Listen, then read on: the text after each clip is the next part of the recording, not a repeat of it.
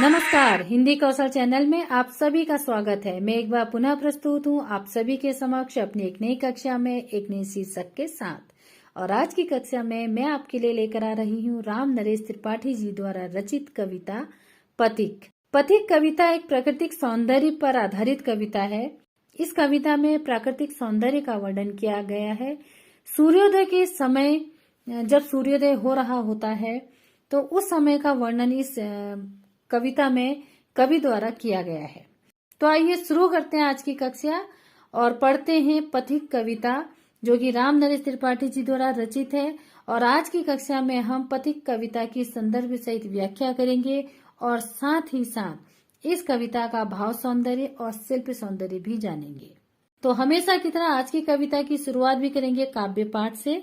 तो आइए सबसे पहले पथिक कविता का पहला पद्यांश पढ़ते हैं। प्रतिक्षण नूतन वेश बनाकर रंग बिरंग निराला, रवि के सम्मुख थिरक रही है नभ में वारिद माला। नीचे नील समुद्र मनोहर, ऊपर नील गगन है, घन पर बैठ बीच में विचरूं, यही चाहता मन है। बहुत ही सुंदर कविता है जिसमें कवि सागर के किनारे खड़े होकर के सूर्योदय को देख रहा है और उसकी सुंदरता पर ही यह पद्यांश की रचना की गई है। तो आइए सबसे पहले जानते हैं इस पद्यांश का संदर्भ। प्रस्तुत पद्यांश कक्षा 11 की पाठ्यपुस्तक आरोह भाग 1 में संकलित कविता पथिक से लिया गया है। पथिक कवि राम नरेश त्रिपाठी जी द्वारा रचित प्रसिद्ध खंड काव्य है। संदर्भ के बाद आगे बढ़ेंगे और जानेंगे इस पद्यांश के मध्य आए शब्दार्थ। प्रतिक्षण हर पल, नूतन नया, वेश वस्त्र सज्जा, निराला अनूठा अनोखा, रवि सूर्य सम्मुख सामने, थिरक रही नृत्य कर रही, नील नीला मनोहर मन को हरने वाला, गगन आकाश, घन बादल, विचरूं विचरण करना या घूमूं फिरूं। अब आगे बढ़ेंगे और जानेंगे इस पद का प्रसंग, अर्थात जानेंगे कि इस पद में कवि क्या कहना चाहता है, किस प्रसंग में यह पद की रचना हुई है। प्रसंग इस प्रकार से है। प्रस्तुत पद्यांश में सूर्योदय के समय का वर्णन किया है जब पथिक सागर के किनारे खड़ा है और सामने सूर्योदय को देख रहा है। सागर किनारे से सूर्योदय को देखना, यह दृश्य पर पथिक मुग्ध हो गया है। इस प्राकृतिक सौंदर्य को देखकर उसके मन में अनेकानेक भाव उत्पन्न हो रहे हैं। उन्हीं भावों का वर्णन कवि ने इस पद्यांश में किया है। प्रसंग के बाद अब बारी आती है भावार्थ की। तो आइए जानते हैं इस पद्यांश का भावार्थ। प्रतिक्षण नूतन वेश बनाकर रंग बिरंग निराला, रवि के सम्मुख थिरक रही है नभ में वारिद माला। बहुत ही सुंदर कल्पना है कवि की। कवि कहता है कि मेरे सामने सूर्य और बादलों का समूह है। इनके सौंदर्य को देखकर मुझे लगता है कि मानो बादलों का समूह नित नया रूप धारण कर और नए नए रंगों से सज धज कर सूरज के सम्मुख नृत्य कर रहे हों। अर्थात यहाँ पर कवि द्वारा बादलों को स्त्रियों की संज्ञा दी गई है, अर्थात बादलों का मानवीकरण किया गया है, उन्हें स्त्री रूप में यहाँ पर प्रस्तुत किया गया है।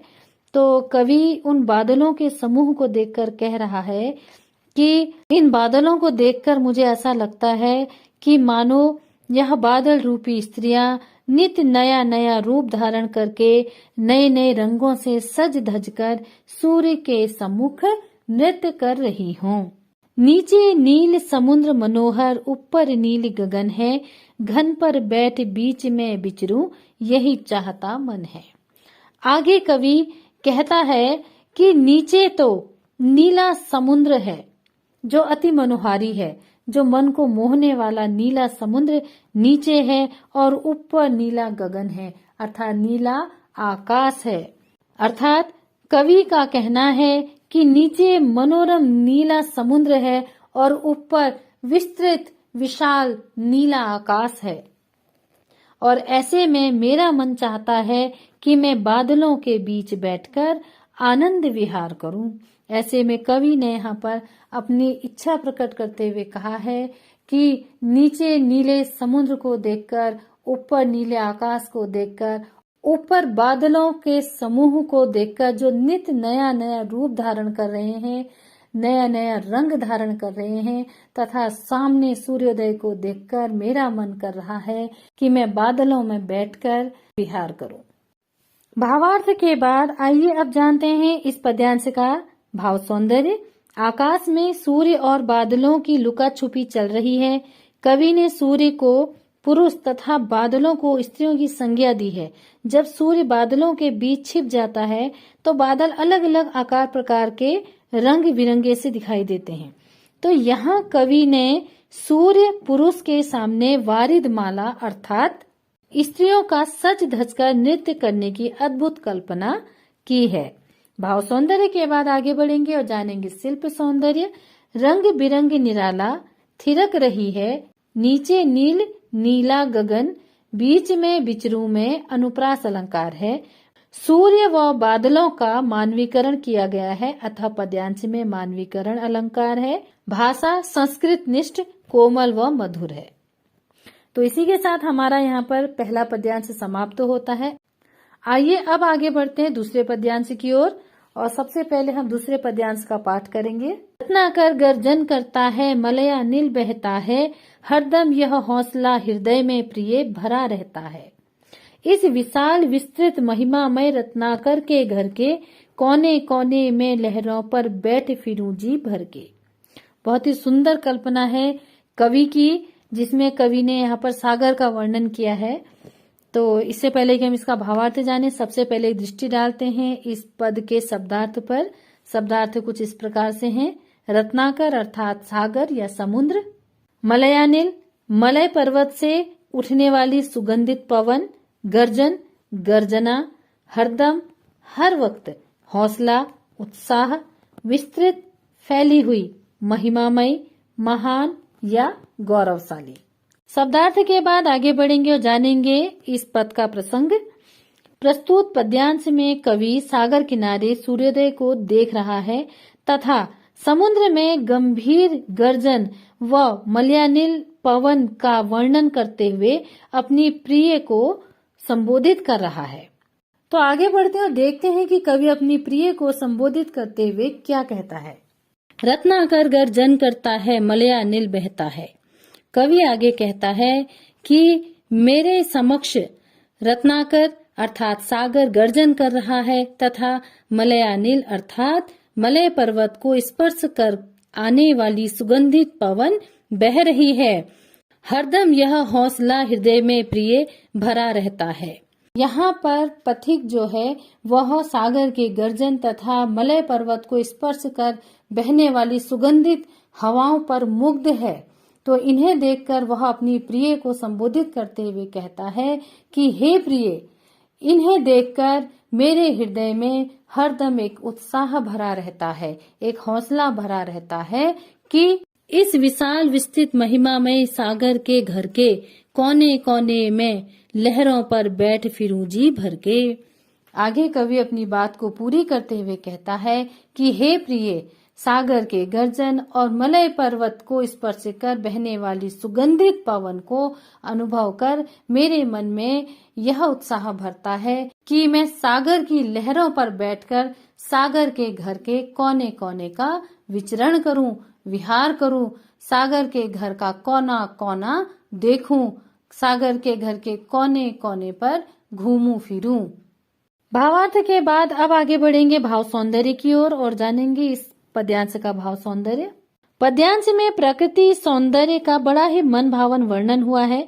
यहाँ कवि ने समुद्र की गर्जना और सुगंधित पवन दोनों ही विरोधाभासी सौंदर्य को कल्पना की एक डोर से बांधा है तथा प्रिय को संबोधित कर सागर की लहरों में बैठकर सागर के कोने कोने में विचरण करने की इच्छा प्रकट करना कवि मन के निर्मल स्वभाव व कोमल कल्पना का उत्कृष्ट उदाहरण है। साथ ही यहाँ यह भी स्पष्ट हो गया है कि कवि सागर के सौंदर्य को प्रत्येक कोने से निहारना चाहता है। भाव सौंदर्य के बाद अब बारी आती है शिल्प सौंदर्य की। रत्नाकर अर्थात सागर का मानवीकरण किया गया है, अतः यहाँ मानवीकरण अलंकार है। संबोधन शैली से पद्यांश में सजीवता आई है। कोने कोने में पुनरुक्ति प्रकाश अलंकार है। विशेषणों के प्रयोग से काव्य सौंदर्य में वृद्धि हुई है। यहाँ रत्नाकर के लिए विशाल, विस्तृत, महिमामय आदि विशेषणों का प्रयोग किया गया है। पद्यांश की भाषा सरल, सुबोध व संस्कृत निष्ठ है। और यहीं पर पद्यांश 2 भी पूरा होता है। अब हम आगे बढ़ेंगे पद्यांश 3 की ओर। और सबसे पहले हम पद्यांश 3 पढ़ते हैं। निकल रहा है जल निधि तल पर दिनकर बिंब अधूरा, कमला के कंचन मंदिर का मानो कांत कंगूरा। लाने को निज पुण्य भूमि पर लक्ष्मी की असवारी, रत्नाकर ने निर्मित कर दी स्वर्ण सड़क अति प्यारी। काव्य पाठ के बाद अब आगे बढ़ेंगे शब्दार्थ की ओर। जलनिधि सागर, दिनकर सूर्य, बिंब छाया, कमला कमल पर विराजने वाली माता लक्ष्मी, कंचन सोना, कांत सुंदर, कंगूरा शिखर या चोटी। इमारत की दीवार पर बनी हुई नक्काशी को भी कंगूरा कहा जाता है। असवारी सवारी, निर्मित बनाया हुआ, स्वर्ण सोना। शब्दार्थ के बाद बारी आएगी प्रसंग की। सूर्योदय को देखकर समुद्र तट पर खड़ा कवि का मन अनेक प्रकार की कल्पनाएं कर रहा है। अभी कवि को उगते हुए सूर्य की अधूरी छवि समुद्र की सतह पर तथा आधी छवि समुद्र तल पर दिखाई दे रही है। इस पद्यांश में कवि ने समुद्र की लहरों पर सूर्योदय के प्रतिबिंब का वर्णन किया है। तो आइए भावार्थ में जानते हैं कि समुद्र की लहरों में सूर्य के प्रतिबिंब को देखकर कवि ने क्या कल्पना की है। निकल रहा है जल निधि तल पर दिनकर बिंब अधूरा। तो यहाँ पर पथिक कहता है कि देखो, सामने समुद्र की सतह पर सूर्य की अधूरी छवि उभर रही है, अर्थात आधा सूर्य समुद्र के तल पर है और आधा सूर्य समुद्र के भीतर उसकी ओट में है। अर्थात आधा सूर्योदय हो चुका है जो कि समुद्र के ऊपरी सतह पर दिखाई दे रहा है तथा आधा सूर्य ऐसा प्रतीत हो रहा है मानो समुद्र के तल पर है। कमला के कंचन मंदिर का मानो कांत कंगूरा। तो इस अद्भुत सौंदर्य को देखकर जबकि सूर्योदय हो रहा है और उगता हुआ सूर्य आधा समुद्र के ऊपर दिखाई दे रहा है और आधा समुद्र के तल पर दिखाई दे रहा है, तो इस अद्भुत सौंदर्य को देखकर कवि को ऐसा प्रतीत होता है कि मानो यह लक्ष्मी के स्वर्णिम मंदिर का चमकता हुआ कंगूरा हो। उस अधूरे सूर्योदय को देख करके कवि को ऐसा प्रतीत हो रहा है कि मानो धन वैभव की देवी माता लक्ष्मी के स्वर्ण मंदिर का कोई कंगूरा हो। अर्थात यहाँ कवि को समुद्र जो है वह माता लक्ष्मी का महल या मंदिर सा प्रतीत हो रहा है और उसने उगते हुए सूरज को उस मंदिर का कंगूरा कहा है। लाने को निज पुण्य भूमि पर लक्ष्मी की असवारी, रत्नाकर ने निर्मित कर दी स्वर्ण सड़क अति प्यारी। आगे कवि अपनी बात को पूर्ण करते हुए कहता है कि इस सुंदर दृश्य को देख करके ऐसा प्रतीत होता है मानो लक्ष्मी की सवारी को इस पुण्य धरती पर उतारने के लिए रत्नाकर ने निर्मित कर दी स्वर्ण सड़क अति प्यारी। स्वयं समुद्र देवता ने अतीव सुंदर, आकर्षक और स्वर्ण सड़क अर्थात सोने की सड़क तैयार कर दी हो। भावार्थ के बाद अब आगे बढ़ेंगे और जानेंगे भाव सौंदर्य। भाव सौंदर्य इस प्रकार से है। कवि की कल्पना अद्भुत है। कवि सूर्योदय की बेला के प्रकृति सौंदर्य पर मुग्ध है। समुद्र की लहरों पर सूर्य का प्रतिबिंब देखकर, लहरों पर सूर्योदय बेला की रश्मि रेखा देखकर उसे माता लक्ष्मी की सवारी का स्वर्णिम मार्ग कहना कवि की कल्पना शक्ति का उत्कृष्ट उदाहरण है। इससे यह भी ज्ञात होता है कि कवि देवी लक्ष्मी के प्रति श्रद्धावान है तथा साथ ही उगते सूरज को माता लक्ष्मी के महल का कंगूरा कहना भी कवि का प्राकृतिक सौंदर्य के प्रति प्रेम व कल्पनाशीलता प्रकट करता है। सूरज को महल का कंगूरा कहना एक नवीन कल्पना है। कवि की कल्पना नूतन है, अद्भुत है और अद्वितीय है। भाव सौंदर्य के बाद आगे बढ़ेंगे शिल्प सौंदर्य की ओर। शिल्प सौंदर्य इस प्रकार से है। कमला के कंचन कांत कंगूरा ने निर्मित स्वर्ण सड़क में अनुप्रास अलंकार है। कंचन मंदिर का मानव कांत कंगूरा में उत्प्रेक्षा अलंकार है। पद्यांश का मानवीकरण किया गया है, अतः पद्यांश में मानवीकरण अलंकार है। पद्यांश में सरल कोमल कांत संस्कृत निष्ठ भाषा का प्रयोग किया गया है। संपूर्ण पद्यांश में कवि का कल्पनाशील व्यक्तित्व प्रकट हुआ है। तो इसी के साथ हमारा पद्यांश 3 भी यहाँ पर पूर्ण होता है। अब हम आगे बढ़ेंगे पद्यांश 4 की ओर। निर्भय दृढ़ गंभीर भाव से गरज रहा सागर है, लहरों पर लहरों का आना सुंदर अति सुंदर है। कहो यहाँ से बढ़कर सुख क्या पा सकता है प्राणी, अनुभव करो हृदय से हे अनुराग भरी कल्याणी। यह था पथिक कविता का चौथा पद्यांश। अब हम जानेंगे इस पद्यांश के मध्य आए शब्दार्थ। शब्दार्थ कुछ इस प्रकार से है। निर्भय निडर, दृढ़ मजबूत, सबल, गंभीर गहरा, अनुराग प्रेम, कल्याणी कल्याण करने वाली। आगे बढ़ेंगे प्रसंग की ओर। प्रसंग इस प्रकार से है। पथिक सागर किनारे खड़ा सूर्योदय के सुंदर दृश्य को निहार रहा है। वहीं सागर का गंभीर गर्जन और लहरों पर लहरों का आना, इस दृश्य पर पथिक मुग्ध है और इसी अति सुंदर दृश्य का वर्णन वह अपनी प्रिया से कर रहा है तथा इसी सुंदर दृश्य का वर्णन करते हुए वह अपनी प्रिया से कहता है, निर्भय दृढ़ गंभीर भाव से गरज रहा सागर है। कवि कहता है कि देखो प्रिय, सामने समुद्र निडर होकर दृढ़ता पूर्वक गंभीर भाव से गर्जन कर रहा है, अर्थात उसकी लहरें बड़ी गहराई से निकल रही हैं और ऊपर की ओर ऐसे उछाल मार रही हैं मानो उसे किसी भी प्रकार का भय नहीं है। वह निडर है, उसमें दृढ़ता है, उसमें गंभीर भाव द्रष्टव्य हो रहे हैं, उसमें जरा भी भय नहीं है। लेकिन इसके बाद भी उसमें मुझे तनिक भी घमंड नहीं दिखाई दे रहा है, अर्थात उसमें बिल्कुल भी घमंड नहीं है।